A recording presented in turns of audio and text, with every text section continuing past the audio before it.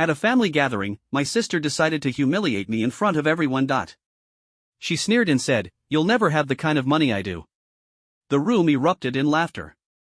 I just gave a half smile and replied, "You might want to take a peek at your bank account." That night, when Melanie tossed yet another insult my way over dinner, I barely even blinked. She'd mastered the art of looking down on people, the way she leaned back like she was royalty at some grand banquet instead of just sitting at our parents' annual get-together.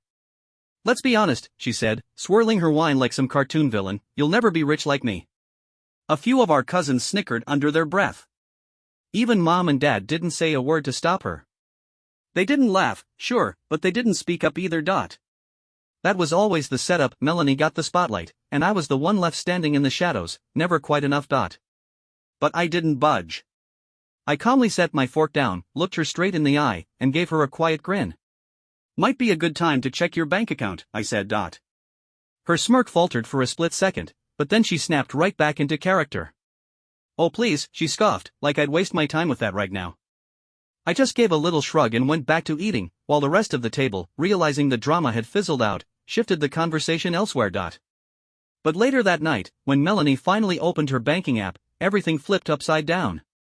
Melanie was relaxing in her upscale penthouse downtown, surrounded by floor-to-ceiling windows that soaked up the city lights. She had just downed another overpriced glass of wine, still riding the high of putting me in my place earlier that evening. I could picture the whole scene, her taking off those glittery diamond earrings, stretching like she was in a perfume commercial, and out of habit, tapping open her banking app to admire her wealth. It was a little ritual of hers, something she did often just to reassure herself that she was still on top. But this time, something felt off. She blinked, then squinted, bringing the phone closer like that would somehow change the numbers on the screen. Her balance wasn't what she expected. Not even close. It wasn't a small error, not something like a delayed deposit or a missing charge. The money was gone. Her once fat checking account had practically vanished overnight. And that investment portfolio she never shut up about? It had taken a nosedive. Even her credit cards, every single one, were maxed to the limit. Her breathing quickened. Her hands shook as she frantically scrolled through her transactions, desperate to find a glitch. Maybe it was fraud. Maybe the bank had screwed something up. Anything to explain the disaster she was staring at. But no alerts popped up. No suspicious charges from another country. No sign of a hack. This wasn't some external threat. This was her. All of it. And that's when the panic really kicked in. Her heart was pounding like a drum as she jumped between accounts, swiping faster and faster, hoping the numbers would fix themselves if she stared hard enough. But there it was, the ugly truth, plain and undeniable. Her money was gone. That big, cushy checking account had been eaten alive by autopayments she never paid attention to. Her sky-high mortgage. The lease on her luxury car. And all those ridiculous subscriptions to elite clubs and fancy stores she barely used. Those investments she swore were bulletproof? They crashed hard. She'd thrown money into sketchy ventures because some social media expert told her it was a sure thing. And the credit cards? Man, those were the cherry on top. Every single one maxed. Not just close. Not just one. All of them, completely tapped out. She fumbled for answers, trying to convince herself this was some kind of glitch. Maybe the app was buggy. Maybe the bank screwed up. But deep down, she already knew the truth. She'd ignored every warning, brushed off real advice, convinced she was untouchable. And now her perfect little empire was starting to collapse around her. Her breaths came out short and shaky as she dialed the bank, clutching her phone with shaking, manicured fingers. The robotic voice on the other end read back the same crushing balance. Nothing had changed. Her stomach twisted into knots. She had to fix this fast. So she called her financial advisor, the same guy who had begged her not to make those reckless last-minute investments. When he answered, his voice was groggy. She had forgotten how late it was. "Melanie," he mumbled. "What's going on?" "My accounts," she gasped, pacing the floor. There's something wrong. I lost." She cut herself off. Saying the words out loud made it feel too real. There was a long pause on the other end, then he let out a slow sigh. I warned you this could happen, he said, flat as a pancake. Melanie's jaw tightened. No, you don't get it. I don't lose money. I make money. You need to fix this. I can't fix it, he snapped, his tone sharper now. I warned you about diving into real estate like that. I practically begged you to stay away from those crypto traps. You brushed off every warning I gave, he continued, frustration simmering beneath his voice. Thought you had it all figured out. And now? Well, now you're facing the fallout. Her throat tightened at his words. So that's it, she snapped back, voice rising. You're just gonna lecture me instead of actually helping? There's nothing left to fix, he replied coolly. This isn't fraud. These are just the consequences catching up with you. Those words hit her like a slap across the face. Melanie swallowed hard. Her eyes darted around the room, searching for something solid. Everything still looked pristine, expensive furniture, designer handbags lined up like trophies.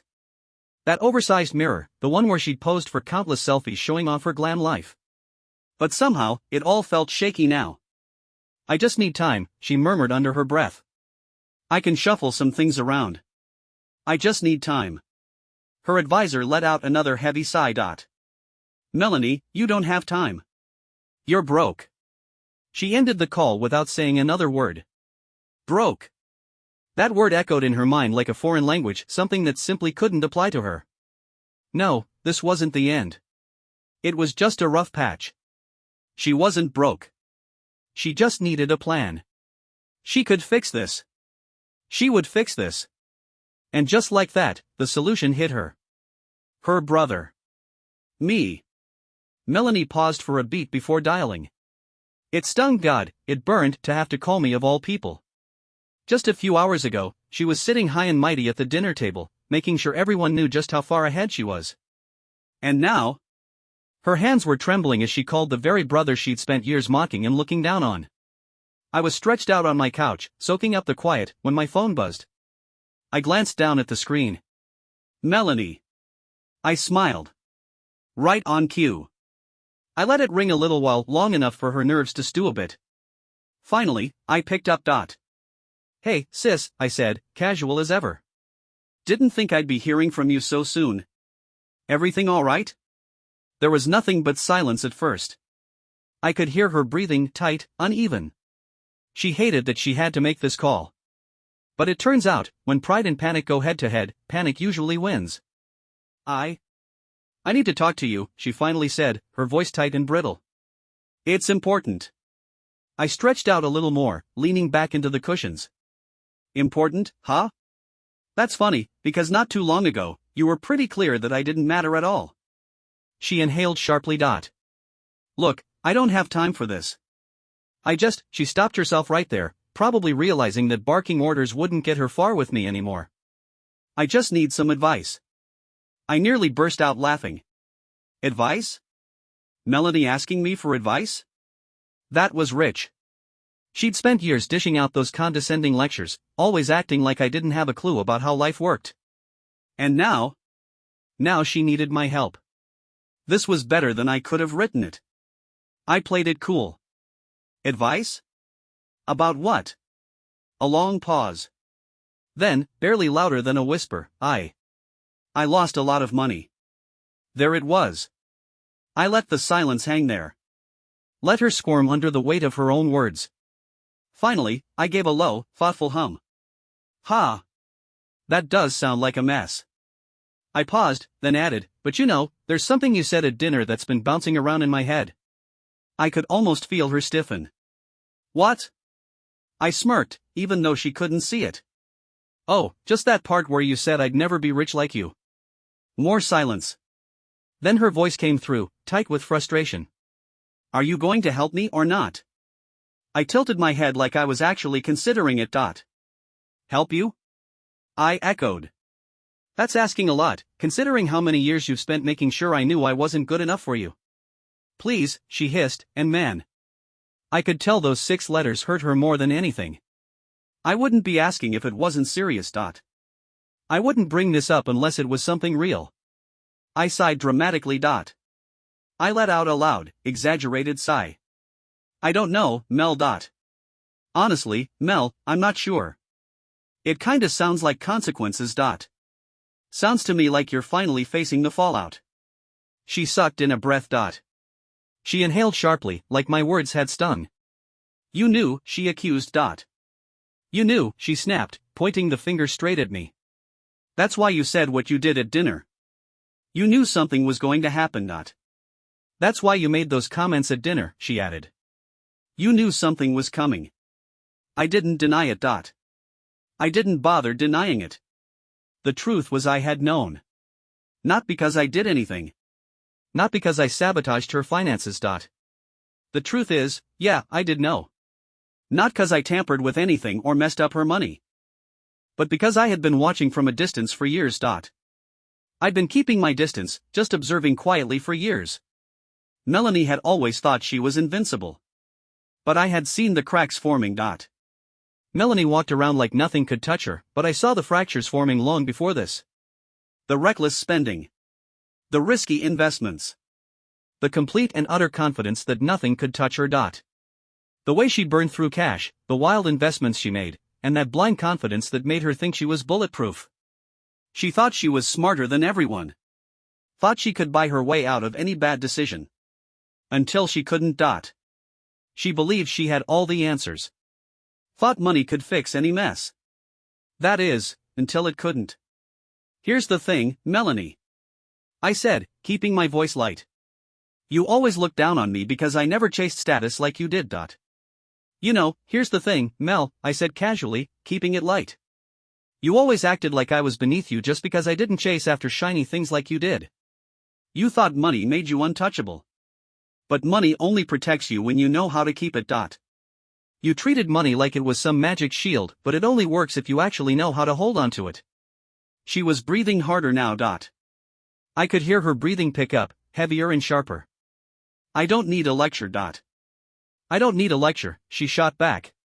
No, you need help. I corrected. Nope, I corrected her, what you need is help. And that's the funny thing. Because you always made it very clear that I wasn't worth your time. And that's the real kicker, isn't it? You never hid the fact that, to you, I wasn't even worth your attention. I could feel her frustration through the phone. Her frustration practically buzzed through the phone. She wasn't used to being powerless. She wasn't used to asking for anything. She wasn't built for this, being vulnerable, needing something. She demanded things. Expected them. She was used to demanding and expecting, never asking. But now. Now she was drowning. But now? She was completely underwater.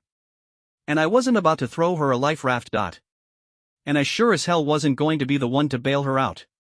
I stood up, stretching lazily. I got to my feet and stretched, slow and easy.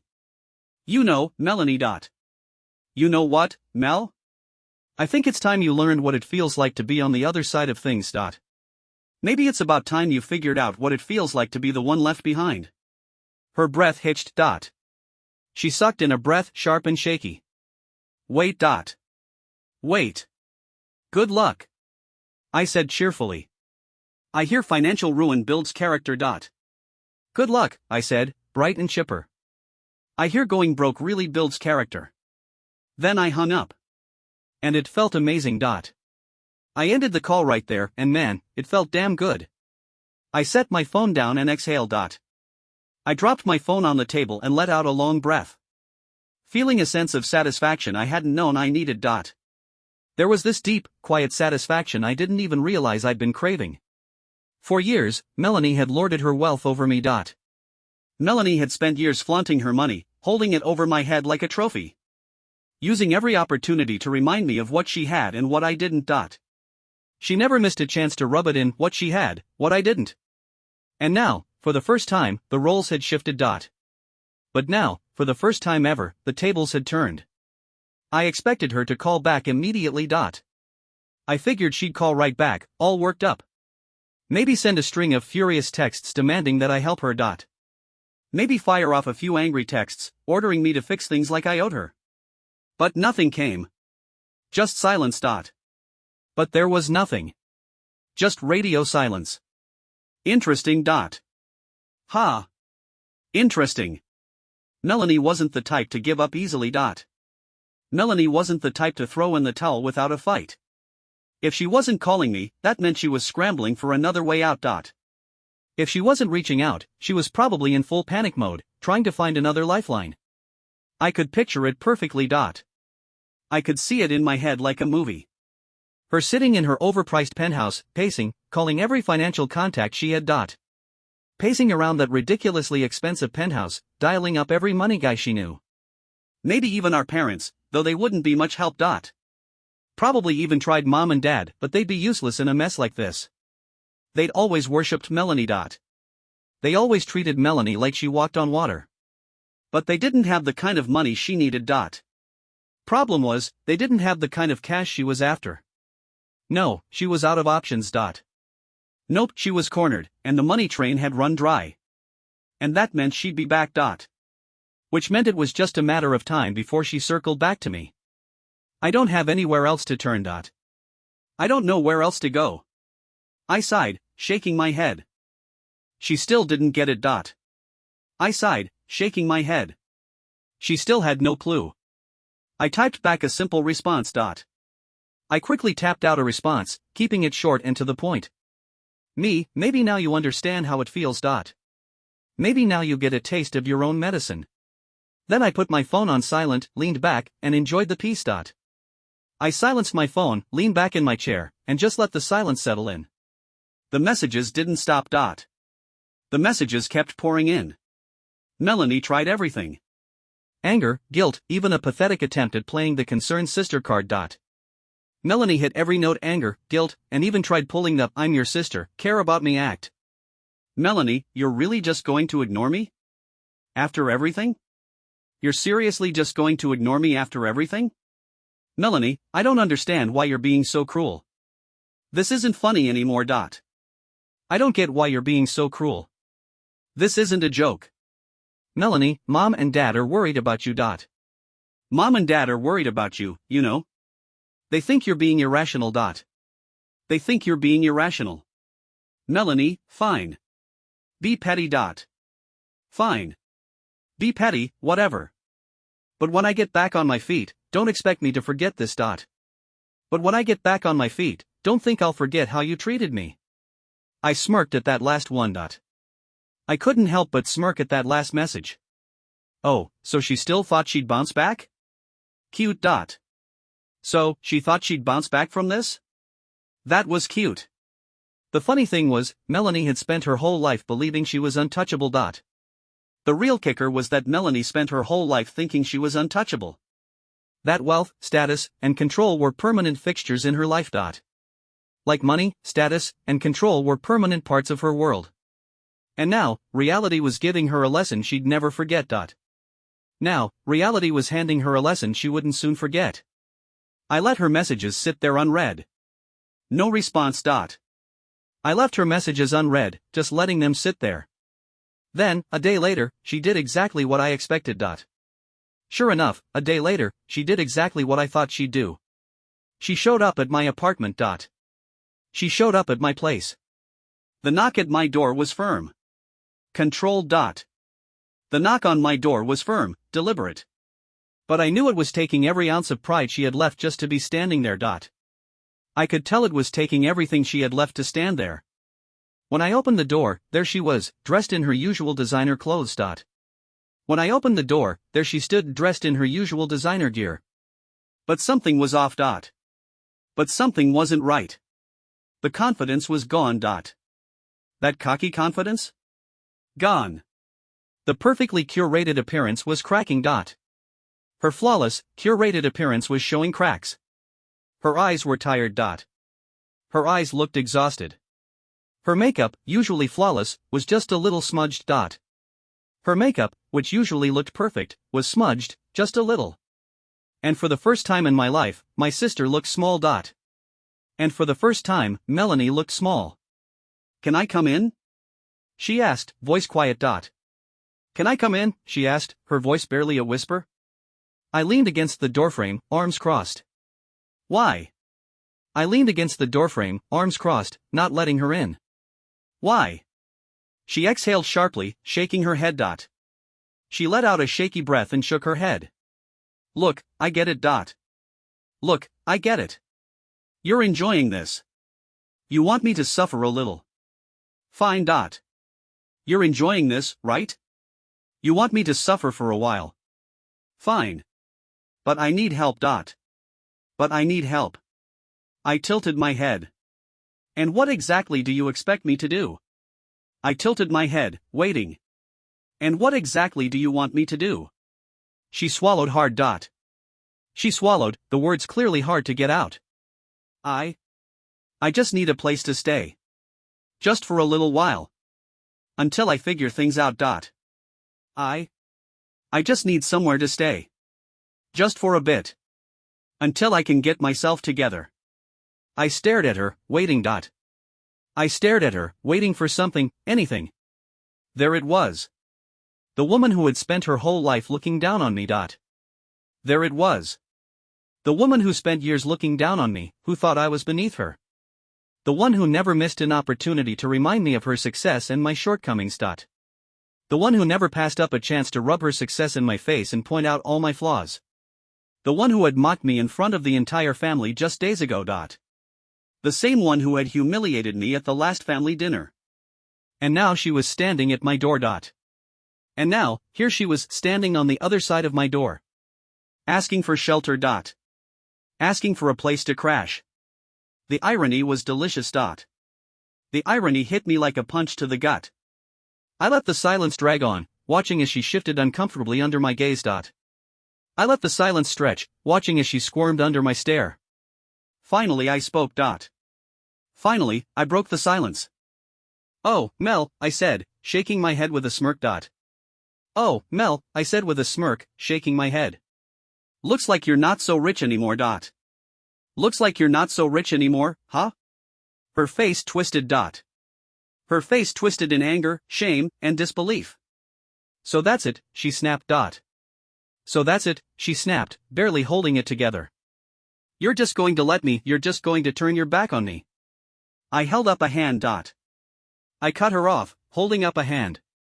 No, you let me struggle. 4 years. No, Mel. You let me struggle. 4 years. You let me feel like nothing, made sure I knew I'd never be on your level. You made sure I knew I'd never be on your level, that I wasn't worth your time. I shrugged. I shrugged, my voice calm. Now you get to know what it's like. Now you get to feel what it's like. She opened her mouth, then closed it. She opened her mouth, then closed it. For the first time in her life, she had nothing to say. For the first time, she was speechless. I took a step back. I stepped back, moving away from the door. Good luck, sis. Good luck, sis. Then I shut the door in her face. And with that, I shut the door in her face. I stood there for a moment, hands still on the doorknob, listening. I stood there, my hands still on the doorknob, just listening. Nothing. No angry knock. Nothing. No furious pounding on the door. No shouting through the door. No last-minute plea. Just silence. No shouting, no desperate pleas. Just silence. I almost couldn't believe it. I had to take a moment, it was hard to believe. The Melanie I knew never backed down. The Melanie I knew never let things go without a fight. She always had a comeback, a way to flip the situation in her favor. She was the queen of comebacks, of twisting things to suit her. But this time? Nothing. But this time? Nothing. Curious, I peeked through the peephole. I couldn't help myself, I peeked through the peephole. She was still there. And sure enough, she was still standing there. Melanie stood motionless, staring at my door, as if she couldn't quite process what had just happened. She stood frozen, staring at the door like she was trying to make sense of what had just gone down. Her breathing was uneven, her hands clenched at her sides. Her breathing was shaky, fists clenched at her sides. For a split second, I felt something. For just a second, something flickered inside me. Not pity, exactly, but a flicker of familiarity. Not pity, but something familiar, like I'd been in that exact place before. I'd been in that position before. Powerless. I'd felt that same powerlessness. Rejected. Rejected. But the difference? But here's the difference. She had chosen to make me feel that way. She had made the choice to treat me like that. She exhaled shakily, then turned on her heel and walked down the hall, her designer heels clicking against the floor. She exhaled, shaky, then turned and walked down the hall, her designer heels clicking with each step. I watched as she reached the stairwell, hesitated for a brief second, maybe hoping I'd change my mind, then disappeared. I watched her hesitate at the stairwell, maybe hoping I'd change my mind, but she eventually disappeared from view. And just like that, she was gone. And just like that, she was gone. I stepped away from the door, letting out a slow breath. I backed away from the door, exhaling slowly. That should have been the end of it. That should have been it, right? But something told me this wasn't over. Not yet. But something told me this wasn't the end. Not yet.